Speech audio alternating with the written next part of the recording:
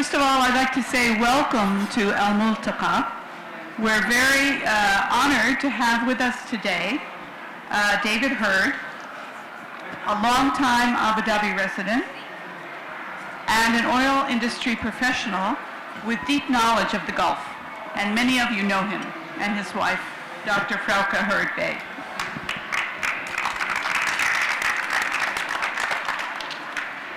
David Hurd, CBE, was born in London and studied geology and physics in England. Seeking a more adventuresome life, he arrived in Abu Dhabi on August 4th, 1963, in the midst of the summer, to join a small team bringing on stream new wells in the desert. He was the engineer in the field, overseeing the production of the first oil from the giant Asab and Sahel fields in the 1960s. He married the German historian Dr. Frauke Hurd Bey, who joined him in Abu Dhabi in 1967. They witnessed the establishment of the UAE federal state and over the years have enjoyed the friendship of many of its citizens. On many occasions, they met Sheikh Zayed bin Sultan Al Nahyan, the first president of the UAE, and his brother Sheikh Shakhbout. They now live in retirement in the UAE. David is a member of the Travelers Club, Chatham House, the Royal Society for Asian Affairs, and is a fellow of the Energy Institute. Now today we are discussing his first book, From Pearls to Oil, How the Oil Industry Came to the United Arab Emirates. Now just to set the stage before I ask David some questions, as he said in a summary in his book, pearling provided work and wealth for generations of Gulf Arabs. While the demand for these pearls declined sharply in the 1930s, the early 1930s, due to the introduction of cultured pearls from Japan and Asia to the market and the worldwide depression, British oilmen sent by Petroleum Concessions Limited, PCL, and you'll be hearing a lot about PCL, first set foot on the Trucial Coast, which ultimately led to the discovery of oil here in 1960. And PCL later became known as the Abu Dhabi Petroleum Company. Now, David, you note that this volume, quote, gives an account of the activities leading up to the signing of several oil concessions in Dubai, Sharjah, Ras Al Khaimah, Kelba, and Abu Dhabi from 1937 to 1939. This was followed by World War II, when the company was unable to prospect for oil. After the war, the company resumed operations, but I leave that for another volume. And I would just like David to mention in passing, briefly, that he has another volume. Yes, hello. Good afternoon, or is it evening now? Yeah, time's racing by. Yes, indeed, I do have another volume, but let's leave that till later. Very good. Let's concentrate on this one first. Very good. With this nice blue color. Okay. It's a wonderful cover, too. That's not me. That's not me. David has a very complete book with a 6-page bibliography, which you'll find interesting, and fascinating appendices, which cover many aspects of sort of his source material. Please discuss your sources. I know that the Abu Dhabi Petroleum Company archives are a primary source, but what about your other sources, and how did you find out so much information? Well, first of all, it took a long time.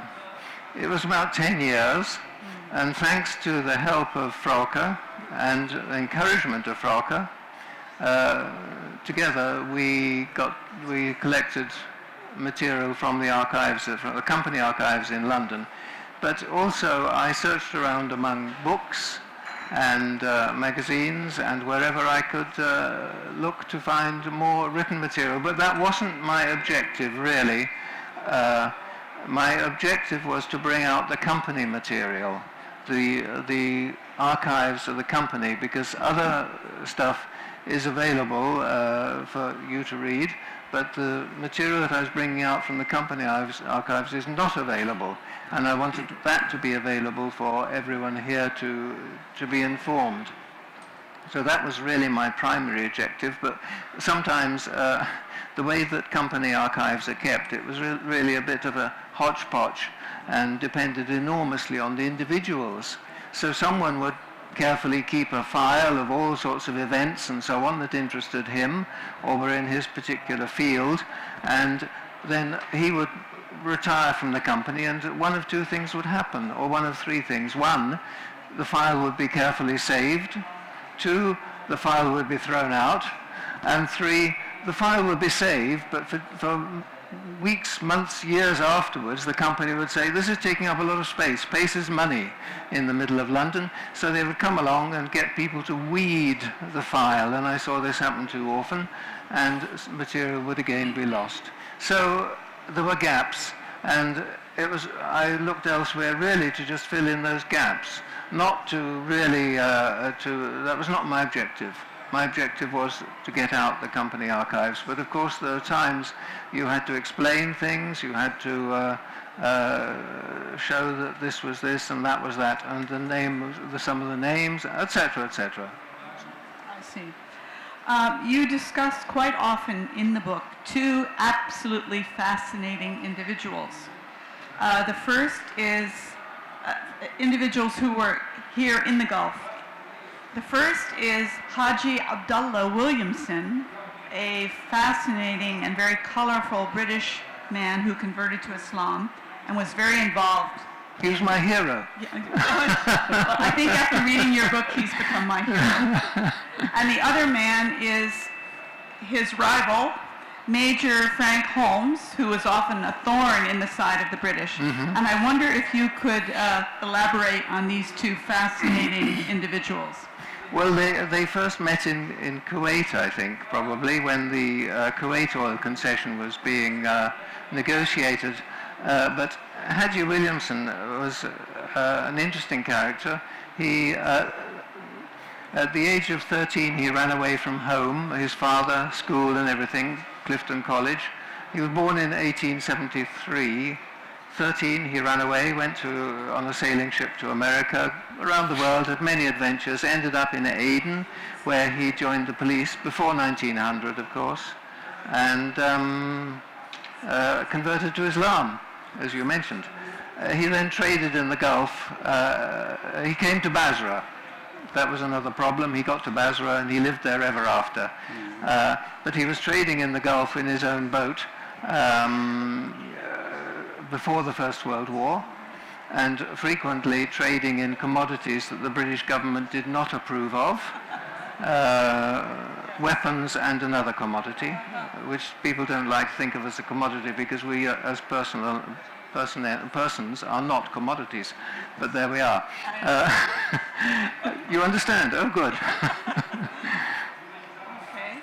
And what about Major Frank Holmes? Major Frank Holmes was a New Zealander who became known in Bahrain, where he actually, as an agent, got the concession for the company that was to become Batco. He was also well known in Saudi Arabia and in Kuwait as Abu Naft, the father of petroleum. And he had quite a good reputation among some people, but most people had alternative views. That's very diplomatic of you to say.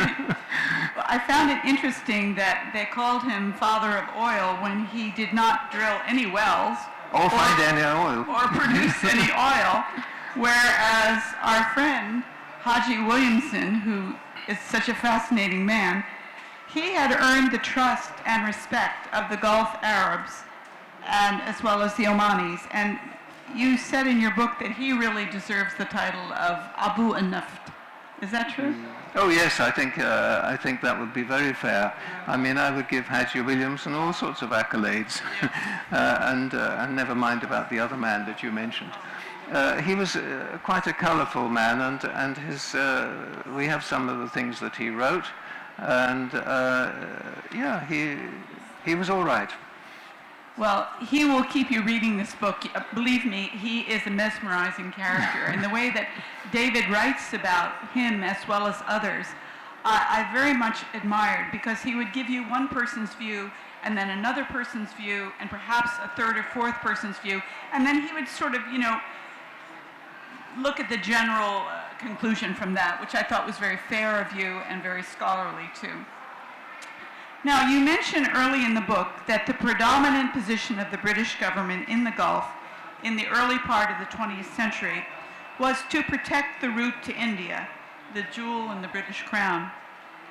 And on page 78 you said, and I quote, "The British authorities believed that they had the responsibility to protect the sheikdoms from, quote, unscrupulous and undesirable, unquote, oil concession seekers, merchants, or other adventurers, and there were plenty of them following the smell of oil, even in those days." Please elaborate. Oh, that's quite easy. You have to go back to the situation in Iran when BP was to become BP. Darcy sent someone out there to drill for oil there, and it wasn't that he was the first there. In fact, many people had been drilling for oil in Iran, and the whole place was a right mess, with oil and gas seeping out all over the place, and lots of entrepreneur people had been around and were drilling. And in those days you didn't drill like we do nowadays, which goes down quite nicely. You thumped your way down, and it was really quite a tedious process, and it wasn't very deep, so when the oil came, it came gushing out and was out of control.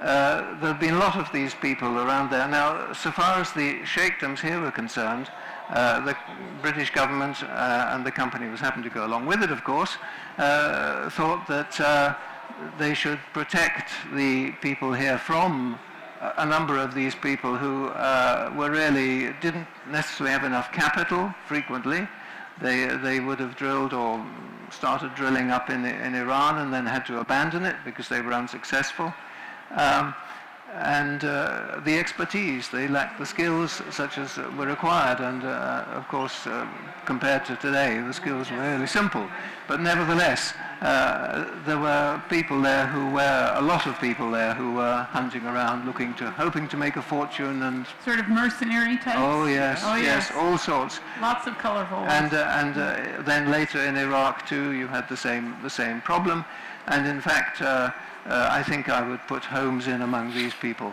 Very interesting. Now, you note that the Trucial Coast options, the first oil company agreements with the rulers to carry out geological surveys for 2 years, were all obtained by Haji Williamson alone, except for Ras Al Khaimah, where he was with Allison. Yet, Haji Williamson was dropped as PCL negotiator, and his rival Frank Holmes got the job, which I thought was totally unfair. Now, can you explain that? It was unfair, it was disgraceful. But the explanation is quite simple. It all goes to the Red Line Agreement, which you can read up in the book.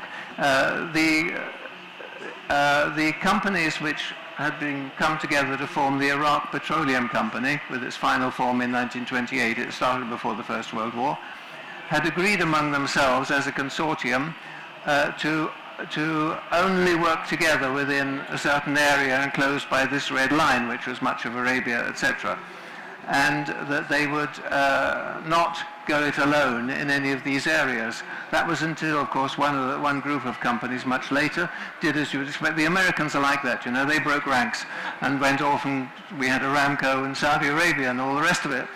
But they had agreed to work together. So when it came to sending the first geologists here, call it the Iraq Petroleum Company, was informed. But they didn't have anyone available at the moment, and the nearest nearby was a BP, or rather Anglo-Iranian, Anglo-Persian oil company man, who then came here as the first geologist. And when Haji Williamson came, he was really working for Anglo-Persian Oil Company and not for the IPC consortium. So he got the agreements in the name of the of what became BP, the Anglo-Iranian, and they then had to hand the agreements over to the IPC. And the IPC management were told, leave Haji Williamson out of it because he's totally associated with BP, Anglo-Iranian, and that side of things, and you really want to go in with a new man who will now be associated with your name, IPC or PCL or whatever the name was, for the new company, to demonstrate that it's completely new and separate from what was going on in Persia. So they chose the wrong man. Yes. Well, but he was known, he had some friends, believe it or not, he did have some friends, and that was why he got the job. But other people sort of drew a deep breath and said, what on earth's going on? But accepted it. And of course, the rest, as they say, is history. Well, this also links up with a question I have. Can you address the surprising neglect on the part of PCL to give credit to and reward the two Hajis, Haji Abdullah Williamson and Haji Yusuf bin Ahmed Kanu, the distinguished Bahraini merchant, who were passed over in favor of Major Frank Holmes for the job of negotiating with the sheikhs for converting the options into long-term oil concessions. They were long-time friends and trusted by the sheikhs, whereas Holmes was unknown to the Gulf rulers and had a very bad reputation. Oh, I can explain that quite easily. And you weren't, well, I think it was at the end of the day British arrogance. Thank you for admitting that. You used the word conversion. Yes. One had converted to Islam, the other was a good Muslim. I think it was at the time, you have to put your mind back to what was going on, the attitudes of people in the 30s, and think about the way it was then. And I really, I'm British, but yeah, and I'm arrogant too sometimes, I suppose. But, but it really was, I think that was largely it. Was it also the idea that he had, quote, gone native? Yes. Yes, yes. Although, of course, Yusuf bin Ahmed Kanu always was native.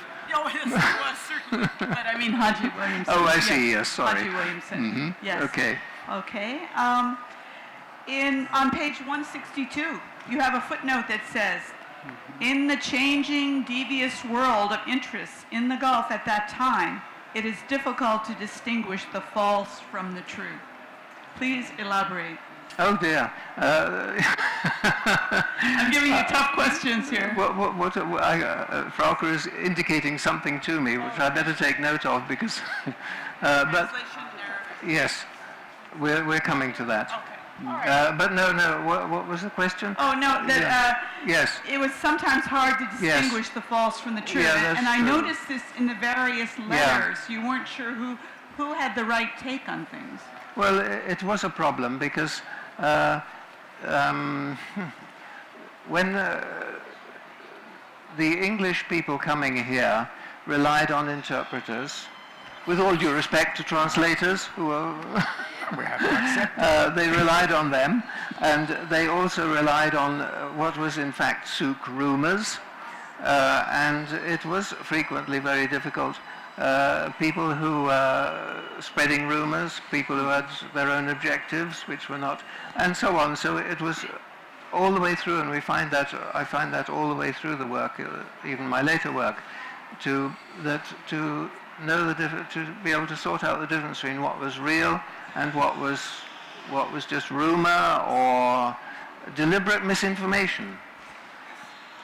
Can you please discuss the issue troubling the British government and the oil companies for so long, which carries through this book all the way through, the concept of borders or lack thereof among the sheikdoms, as well as with Saudi Arabia and Oman, and also the fact that the sheikhs and tribal leaders in the desert hinterland sometimes had conflicting loyalties with the rulers on the coast? Goodness, that I could talk about that one for a very long time. The fact of the matter is that before oil, there was no interest in the limits of the individual sheikdoms or between Abu Dhabi and Saudi Arabia or Oman. People wandered around. People had their centers of population, which were the oases, the towns on the coast in particular. And of course, everyone knew where those in the Bedou in the desert knew what their dar was. But for example, when the Murrah wanted to graze their camels quite near to Abu Dhabi town, but on the mainland there, they asked the permission of Sheikh Shahput. So people knew roughly where they were, but clearly defined borders that didn't exist. And the British, of course, were never really interested in anything inland of the coast. It was the coastal towns, the coastal settlements. That's why the crucial sheikhs were only those on the coast. And the matters of inland was of no interest, really. And is this also related to the fact that, as you bring out in the book, the oil that was finally discovered in Abu Dhabi and Dubai was very deep underground, so that the oil experts thought that, oh, it's just sand, there's nothing there. Can you comment on that? Well, the geologists love rocks, to hit rocks and to go for it. But we must come on to Abdul Karim, who's very patient. But anyway, geologists love to hit rocks, and the sand was covering everything. So they headed for the hills, for the mountains, and there were lots of interesting stories there. And then, of course, as you know, it was quite clear here that I demonstrate that the oil was up in Iran, it was so deep down, and then you came to Kuwait, it was a bit deeper, and you came to Saudi, it was a bit deeper, and here it's just way down there, 3 kilometers and more. Is the gentleman here going to speak too? No, I thought that we'd let him have a. Do you have some? Does he want to speak more? Oh yes, he's got plenty to say. Oh, please go so, ahead. I was just wondering, are you? I'm not finished. No, but that's okay. Well, okay, let's have a break and move over here. Very good. Because I think that's a very good idea. Because you're asking me too many embarrassing questions. They're getting more and more difficult. So let's. Luckily, we're friends. So let's move over there was the demand among certain people to have the book in Arabic, which is perfectly understandable. And so one day, my friend Abdul Karim phoned and said he wanted to translate into Arabic. Well, why on earth did you want to translate into Arabic? Do you want one of these? He's not asking question. You ask embarrassing questions. Is this switched on? تسمعوني? Can you hear me? Can you hear me? Oh. So then I have to take this. Well, I don't know which to switch. لكل شكرا جزيلا على الاستقبال الطيب، وأنا في جميع الأحوال كان يعني متوقع مني أن أتحدث على النسخة العربية. You have to go very close. Yes. Very close. Very close. فلما وصلنا الساعة 6 سمعت بعض الكلمات من الناس اللي كانوا قبلنا هنا حول موضوع الترجمة، فأرجو أني لن أتحدث نفس الكلام حتى أتيكم بشيء جديد إذا تيسر. الفرق بين المؤلف وبين المترجم لازم دائما يكون عنده شيء سابق ناتج عن غيره، فلذلك جئت ببعض المعلومات اللي أرجو أن يكون فيها إضافة لمعلومات. أنا مترجم خريج ألمانيا في علوم الترجمة، وكانت عندي فرص مختلفة نظرا إلى أن عملي كان من البداية مع حكومة أبوظبي من سنة 79، فتجولت في عدة دول وكانت عندي الفرصة أني أتعلم لغاتها. ابتديت في البداية طبعا كتونسي الجنسية باللغة العربية واللغة الفرنسية، انتقلنا لاحقا إلى اللغات الأخرى، بحيث أني وصلت في نهاية المطاف في هذه السن اللي مترجم قانوني محلف في 5 لغات، وهذه مصيبة لأن الناس ما يصدقوك. فلما يسألوني يقولوا لي شو اللغات اللي تتكلمها؟ أقول لهم 5 لغات. 5 لغات؟ وين تعلمت هذا كله؟ كل مرة في البلدان اللي أنا عشت فيها وما إلى ذلك. فيكبر الموضوع لأنه فيه تصور أن عدد اللغات 10 أو 15، إذا كان نقدر نتكلم 5 لغات يعني خلاص. استفسار يمكن من الجميع قد يهمكم، حد يقول لي كم يتصور فيه في العالم من لغة؟ ضربة كبيرة مثلا كم لغة؟ 1000؟ لا بأس. الإحصائيات الأخيرة اللي موجودة عندي هنا هو أنه فوق 6500 لغة. فإذا عبد الكريم الجلاصي يعرف 5 لغات يعني ما يعرف شيء.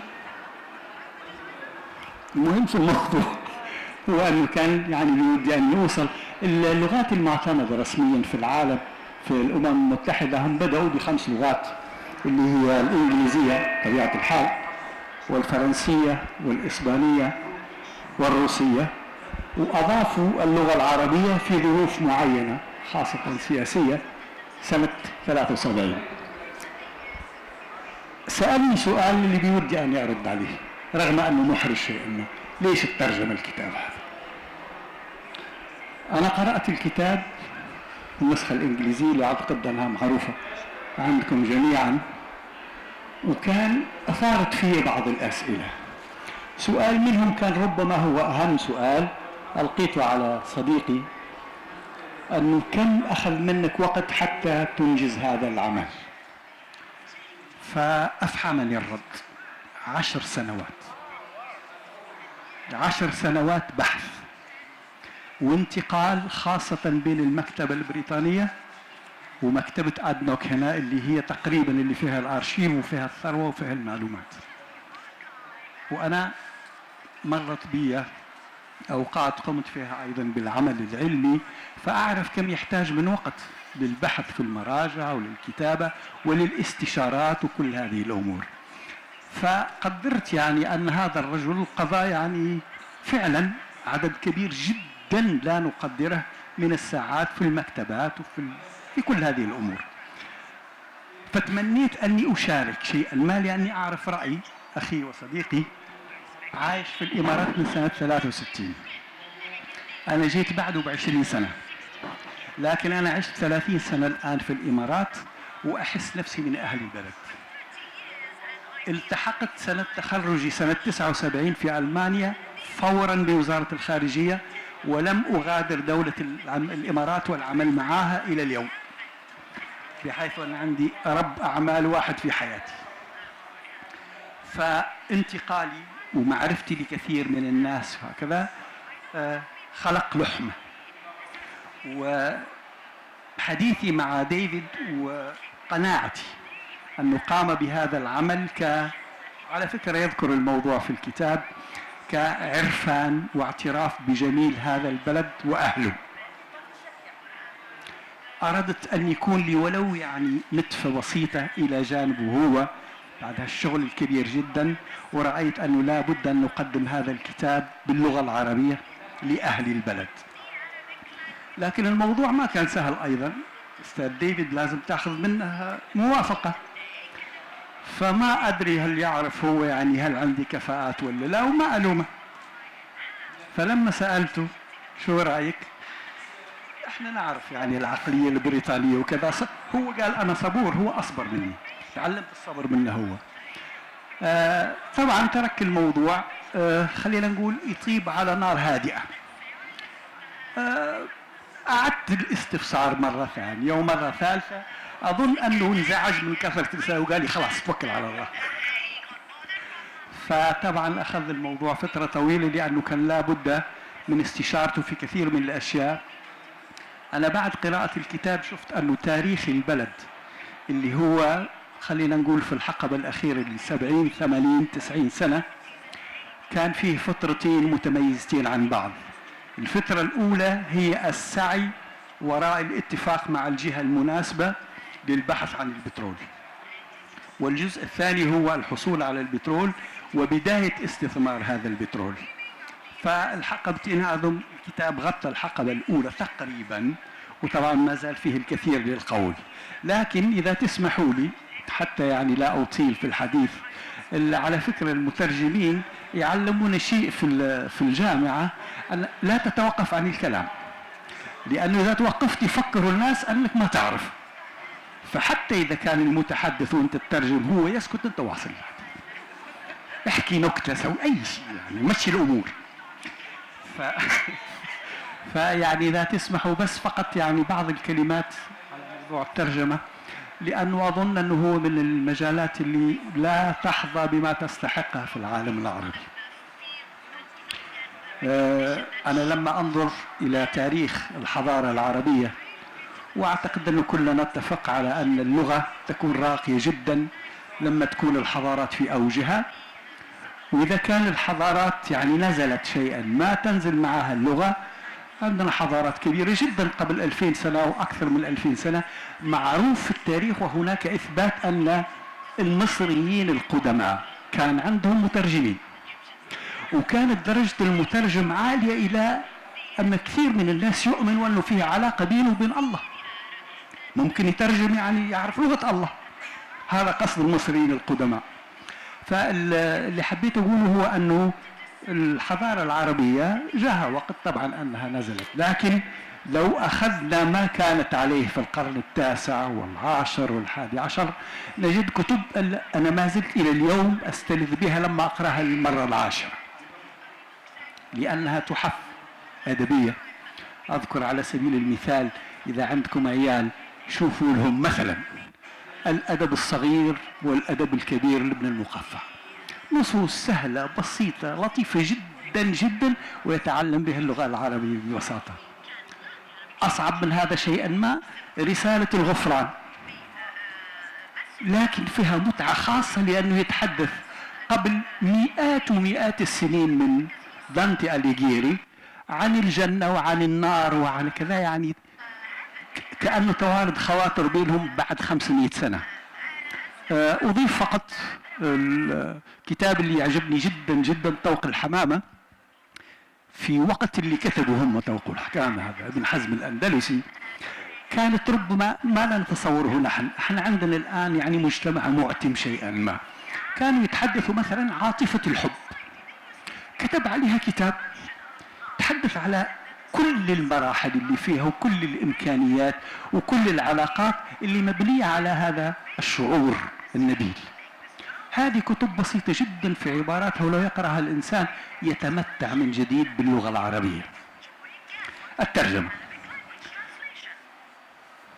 أعتقد أنه ربما يعني غير معروف لكن متفق عليه أن أهمية الترجمة في الحضارات المتعاقبة تنتشر بمساعدة المترجمين، ما فيه شيء ينزل من فوق. وبناء على ذلك فطبعا يعني لا بد أن يكون معطيات معينة. المعطيات الأساسية المعينة هي أن يكون عندك لغة تتحكم فيها.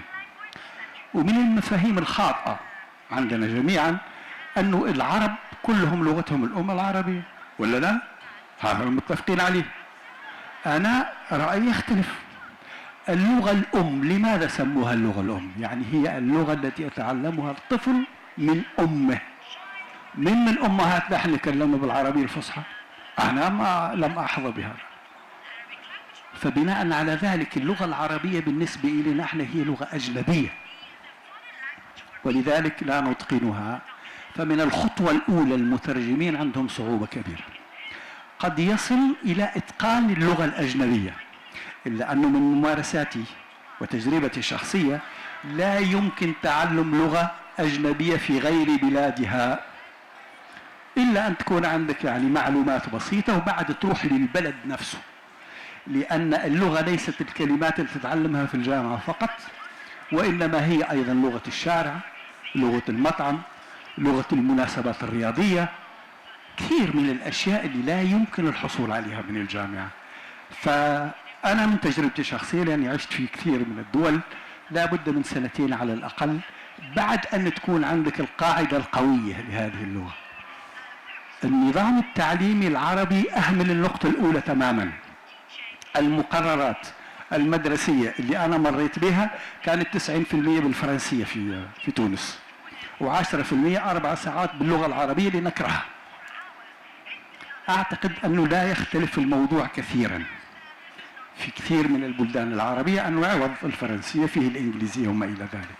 فنحن لا نساند لغتنا الأم الأساسية اللي لا عندنا مترجم. أنا ما أترجم للألماني، عنده ما يكفي من الألماني اللي ترجم، أريد أترجم وأثري المكتبة العربية إذا تيسر. متى يتيسر؟ لما يكون عندي المقومات، والمقومات هي إتقان لغتي قبل أي شيء ثاني. جودة الترجمة، اللغة المنقول إليها من الترجمة الشخصية اللي أنا قمت بها،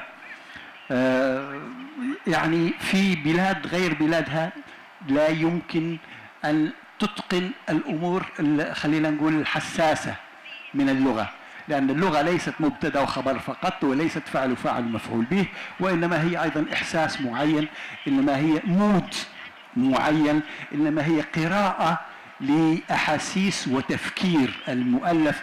كل هذه الأمور ليست سهلة. أنا محظوظ جدا أنه تربطني يعني صداقة أتمنى من عدة سنوات أو من عدة عقود من السنوات مع السيد ديفيد، ولذلك يعني كان بإمكاني أني أستشيره وساندني جدا جدا في هذا المجال. فطبعا يعني أظن أن الترجمة أرجو أن تكون لائقة بأذواقكم يعني المتميزة أكيد إذا اطلعتوا على النص العربي لترجمة كتابه.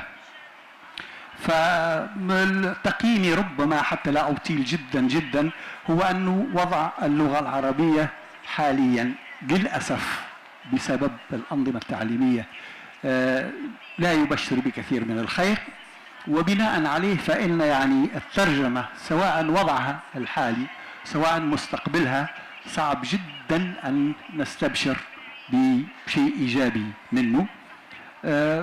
لا أريد أن ربما أوصل إلى شطط في الحكم عن الموضوع، لكن أذكر أحد الزملاء اللي حصل على جائزة قريبا أظن من 2 أو 3 سنوات أفضل مترجم في العالم العربي، وهو السيد حمد العيسى من المملكة العربية السعودية الشقيقة. يقول ما يأتي، وأريد أن أنهي فقط بكلامه حتى يكون عندكم ربما بعض الملاحظات. يقول أصبحت الأسباب معمولة وما إلى ذلك، لكن يحكم على الترجمة كما يلي. يقول للأسف أنا متشائم بخصوص مستقبلها في العالم العربي الترجمة، لأن حاضرها متخلف ومنحط، أقرأ كلامه لا شيء من عندي، في صورة يستحيل إصلاحها قريبا من دون معجزة سماوية.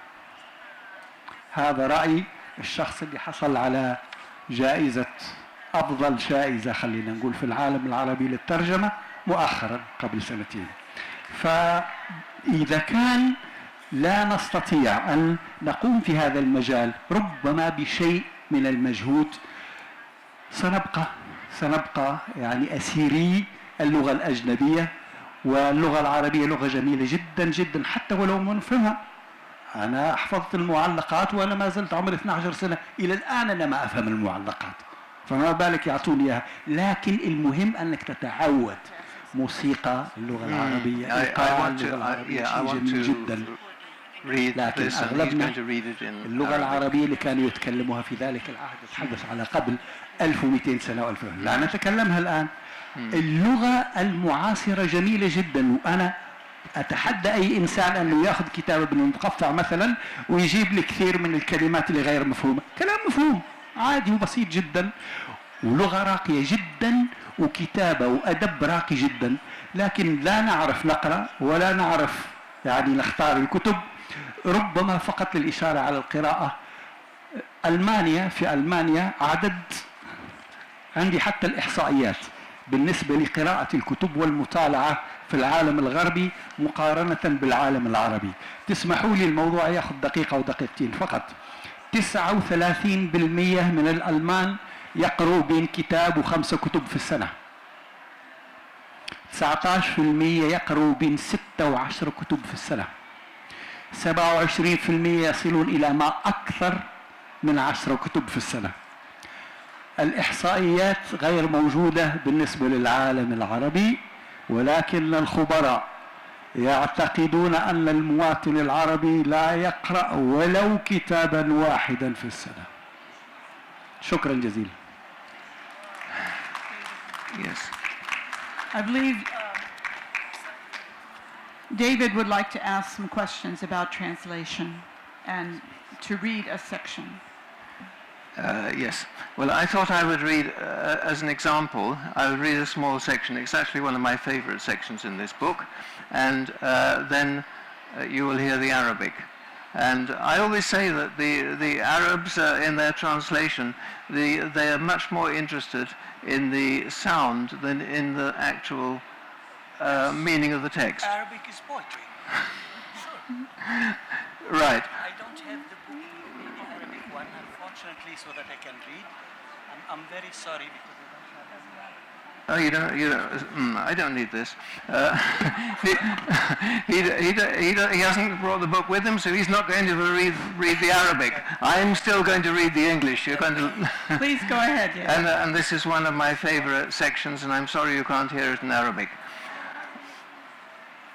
I can picture Higginbotham. Now, Higginbotham is a good name, isn't it? He was the British political agent, the political person. I can picture Higginbotham and Holmes, you remember Holmes, we talked about him earlier, sitting together in wicker basket chairs on the veranda of the PCL house overlooking the creek in Dubai. The sun is going down and they're enjoying their first gin and tonic or lime of the evening before going inside to pull up their chairs to the table to enjoy dinner, served with silver cutlery and white linen. This is Dubai in 1937, and accompanied by a glass of wine. Perhaps later, they joined their friends from Sharjah for a rubber of bridge.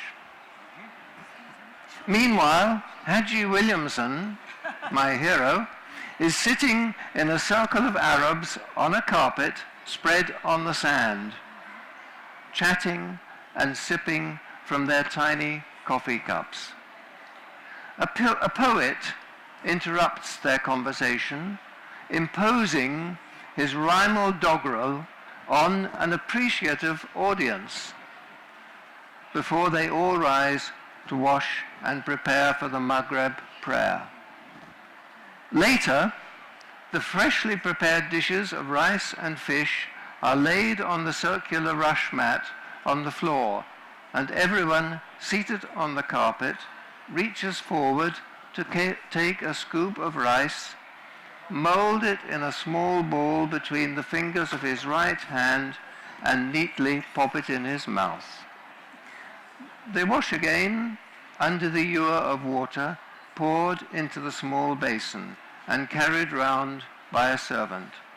Before they take another sip of coffee, the small clay incense burner is passed around before they depart silently into the night, carrying with them the gentle smell of oud. Wonderful.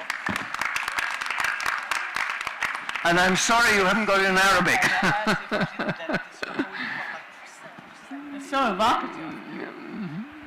أنا أعتذر جدا أن النسخة العربية غير موجودة معي حاليا، لكن مقابل هذا عندي وعد إن شاء الله it compensates.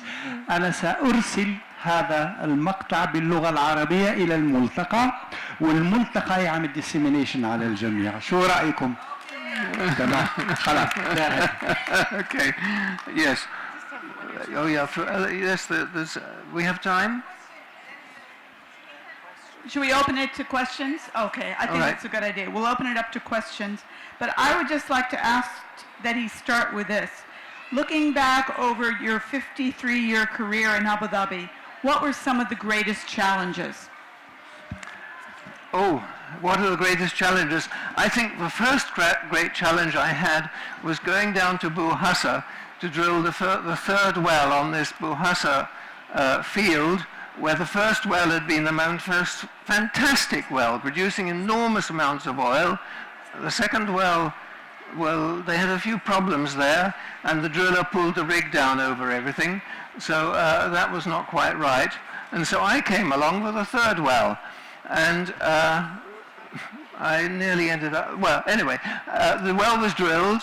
We came down, drilled through into the oil-bearing rock, and as usual, I was instructed you drill a few feet in, and then you run the test tools in, and you flow the well out, and it will burn in a great big flare down this end of this pipeline, and we will all be happy. And then we can do our measurements with this wonderful third well, because the second had been a bit of a disaster with the rig falling down. So there I am, drill down into the rock formation, do the right thing, pull the pipe out, run the pipe in to make the tests, open the valves up, nothing happened. A gradual trickle of water after a time, and then I wait patiently, and finally a little bit of oil comes out, and a little bit of, and instead of having that enormous great flare, which you could see 50 miles away down in the lever, I have just a little flame. That was one of the first challenges. What do? Explain that to your bosses? Oh dear, I hadn't done anything wrong. That was just the rock formation in Buhasa. I think another challenge was that later on I was dealing with Dr. Mana Said-Lateba, and I don't mean dealing with him was a great challenge. The problem was not him, it was the people back in London who would tell me they got some bad news to tell him, and we had to disagree with him. Okay, I listened to them round the table in London, and they would all be sitting there telling how, I had to go and tell the bad news, and everyone was feeling very strong and firm about it.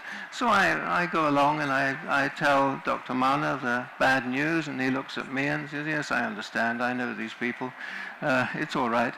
And then they come along a few weeks later to sort of back me up, and then I look at them and I think, goodness, they were lions around the table in London, and they're mice in front of Dr. Mana, and I get absolutely no backing whatsoever. Okay, this is life. I enjoyed it. I don't know. What else? I mean, there are all sorts of challenges. The weather, no. The challenge of the weather, you all face the challenge of the weather.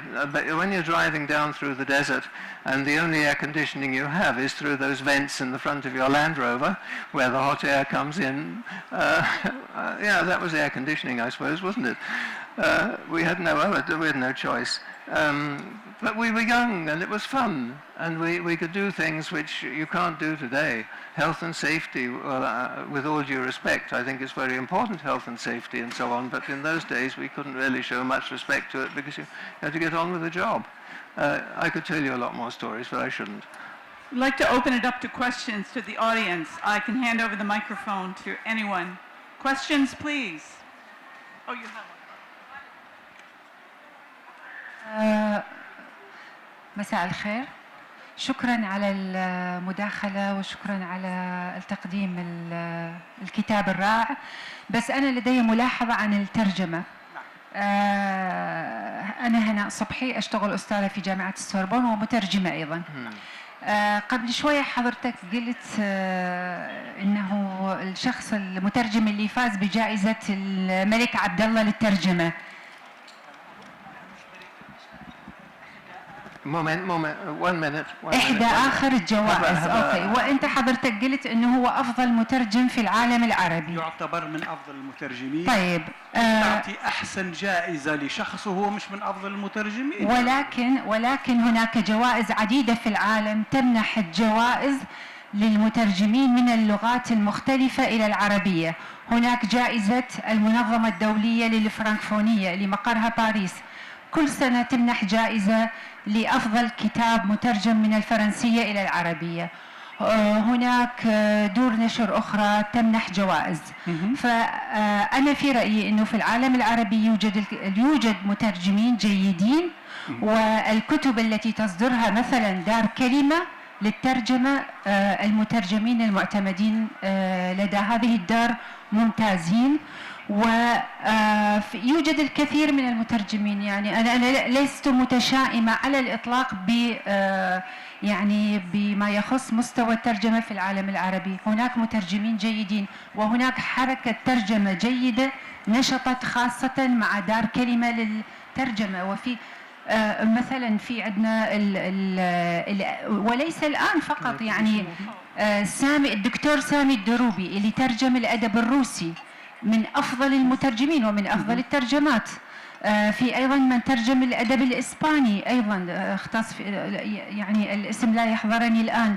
فهناك الكثير من المترجمين، أنا أعتقد العرب الجيدين، هناك ترجمات جيدة. تسمحي لي الرد. أول شيء يبدو لي أنه إذا نتحدث عن معطيات معينة لا بد أن يكون عندي إثباتات للموضوع. نعم. أنا لم أرى حضرتك سابقا، لكن قبل 3 أشهر تقريبا وزارة العدل في أبوظبي عملت ندوة واستدعت المترجمين جميعا. كم تتصوري حضروا هنا؟ يعني عدد قليل جدا جدا من الذين حضروا. الذين حضروا طبعا ربما لم يحضر الجميع. أنا معاك أنه ما حضر الجميع، حتى ولو كان نسبة الحاضرين منهم قليلة. نعم. لكن العدد قليل جدا. أنا أتحدث بصفة عامة على تجربتي الشخصية في الترجمة أكثر من 40 سنة. في أي مجال؟ عفوا، في أي مجال؟ أنا متخرج في الحقوق والاقتصاد والطب. طيب. جامعة جاما سايم هي تعتبر، نعم، اسمحوا لي أنا لا أريد أن أمدح، لكن الجامعة الأولى في العالم، وعندي إثباتات بالإحصاءات. نعم. طيب. هذه جامعة لها تاريخ، لأنه تأسست من سنة 47 تحت الاحتلال الفرنسي في المنطقة الألمانية. نعم. وأرادوها أن تكون تآخي وتقارب بين الحضارات، وهذا الطبيعي يعني المتعارف عليه. نعم. في جامسهايم لا بد أنك تأخذ من جميع الاختصاصات ما يقرب إلى نفسك. فأنا أخذت في البداية الاقتصاد والقانون لأني أظن أنها مجالات يعني منتشرة في العالم. لا اسمحي لي، لا لأنك تحدثت على موضوع أنه هناك جيدون. أنا مستعد هنا من المكان اللي احنا موجودين فيه أجيب 3 كتب مترجمة إلى العربية ونشوف ما هو عدد الأخطاء اللي موجودة فيها في الصفحة الأولى. طيب، شكرا.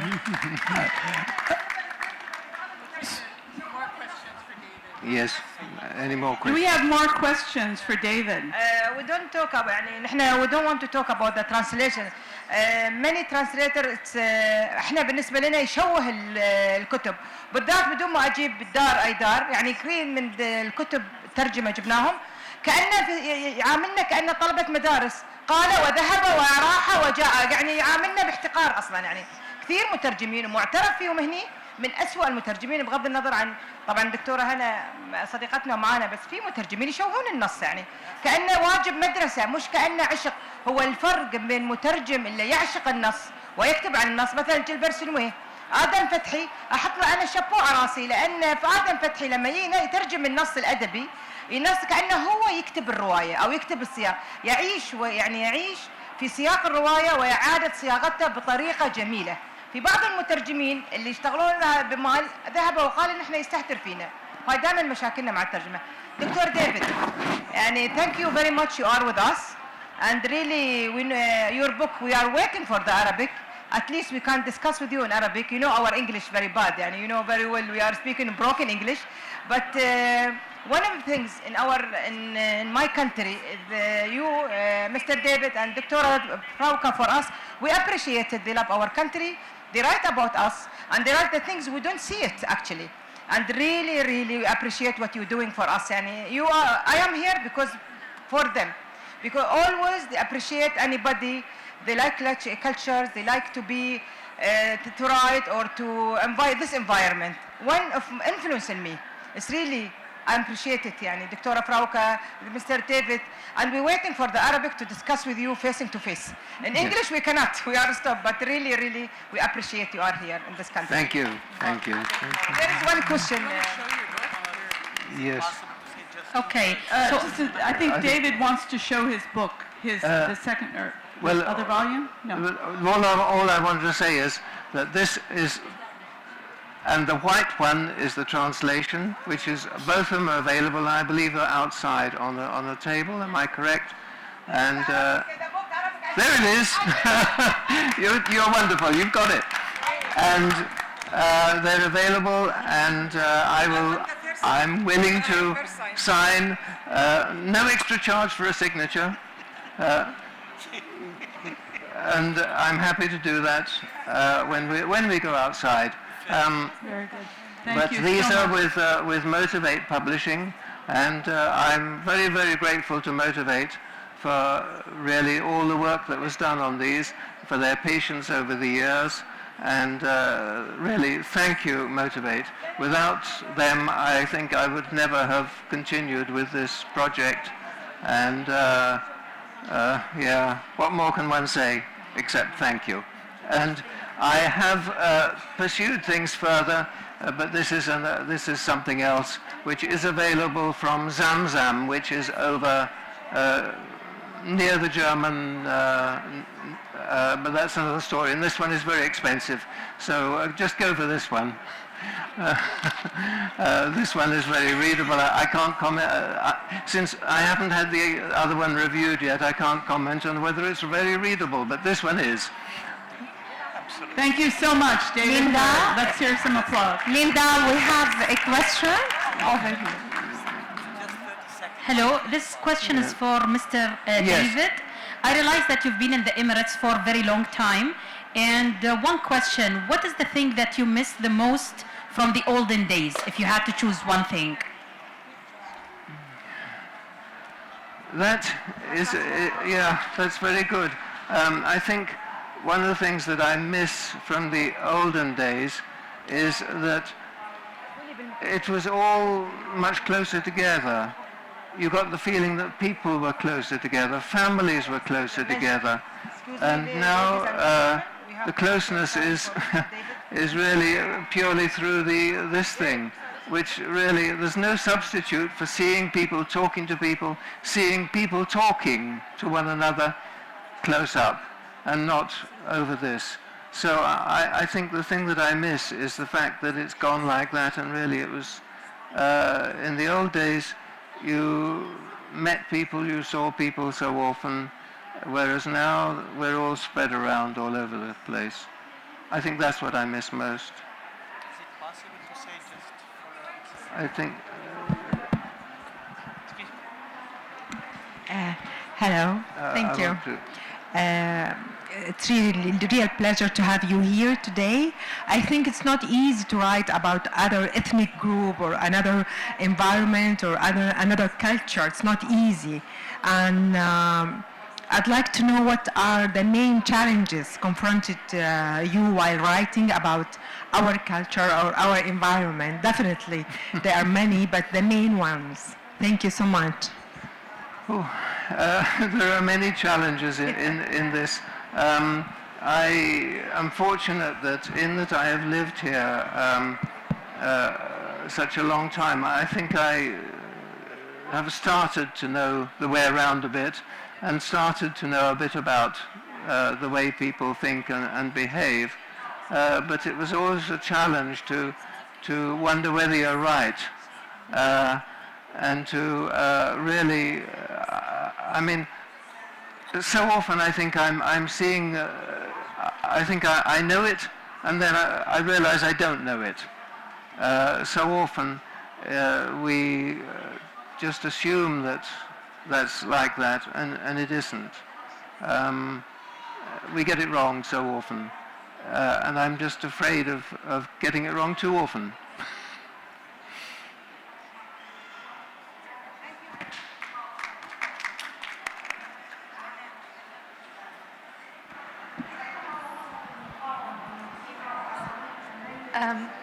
Thank you for the talk. We really enjoyed it. I wanted to ask, there will be any audiobook? We really enjoyed listening to the... No, an audiobook. Yeah. I really enjoyed hearing while you're reading it. So, Yes. Yeah. Well, I don't, you know, this is 700 pages, Yes. so I'm not going to really sit down and make a note. I'll gladly read you one or two more passages if you like, but not right now. Oh, yeah, sure. Thank you. Is it possible to tell them that we very much appreciate their feedback? Hello. Yes. Okay. Yeah. Yeah, this is a question to Mr. David. I haven't read your book, but I have a question mark regarding the Dutch syndrome for the new states that found oil. I come from Ecuador, and we are a OPEP country as well in South America, like Venezuela. But we caught this thing known as the Dutch syndrome that you well know. I don't know if you mention it in your book, but it is when a state becomes really rich and they start importing because it's cheaper in order to not to produce, because they can import it, they are so rich, but eventually it devaluates and then you go out like Venezuela today. See, what caused the Emirates not to catch this syndrome? Was it Sheikh Zayed? Was it advice from the British, the French? Or, for me, this is a question mark. Why here it didn't happen? They were smarter? I don't know. I need an answer for that. Well, I think the first answer is that every situation, every country is different. And when we look around the world and we see something happening in a country, and we assume that it's the same as the problem that happened in there, we've already seen it there. Well, no two situations are the same.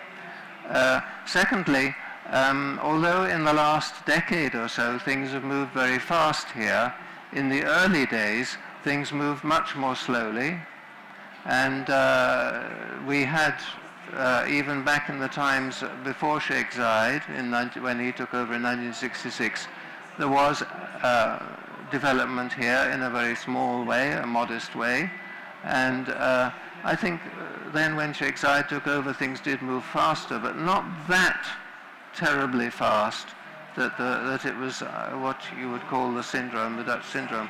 I think also people here, they have patience. They have patience, and they take things a step at a time. And sometimes they want to run, and sometimes they go gently and slowly. But I think basically with development here, it has been done in a step-by-step way, and place has not gone wild in development, although one might dispute that in the last year or two, but I wouldn't like to comment on